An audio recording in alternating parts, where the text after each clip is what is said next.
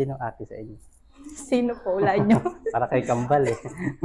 Ako po. Ikaw. So yung ballads na pinakita mo sa akin, makapansin mo kasi, kaya siya may dimension.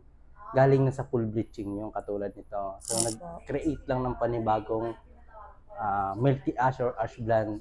So yun sa'yo kasi, magkikreate tayo ng ballads. So magkaka-dimension din siya. Pero yung kulay na pinakita mo sa akin, hindi katulad ng 100. Kasi yan, AI na yan. Yes po. Basta yung kaya lang ng buhok Yes po. mo. Opo. Hindi Kahit mas hindi po bright na- lang siya dito kasi ito nag-produce ano. Okay po. Sige po. Kayo na po bahala. Okay, sige. I-connect ko na siya dito, hindi ko na lalagyan ng money face ha. I-blended ko na siya. Ay, sige po. Ano pong tingin nyo mas okay Yep, po? sige. Tapos yung gupit, mamaya ko na lang gupitan ha. Sige po. Pa-prepare ko lang. Okay po. Thank you. Ang ganda. Ganda. Hindi na maabot ng kamay ko, haba na eh. Ayan yung curtain bangs.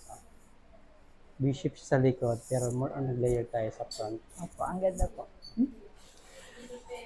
Diba? Ninong gupit, ang ganda. Yung nagdala yung curtain bangs. Sino ka dyan? Thank you so Thank you much. po. 2 to 3 days ha, bagong paliguan. Okay po. Every year ba kayo umuwi dito? Hindi po pero sure na babalik. Alam na kung saan babalik. Oo. Thank you po. Thank you so much. Ganda po.